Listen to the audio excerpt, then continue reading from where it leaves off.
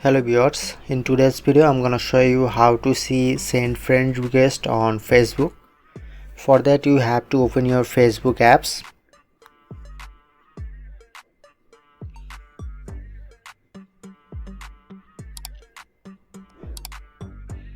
Look at this is my Facebook account dashboard. Now I'm showing easy method step by step, so follow my whole process and tap on this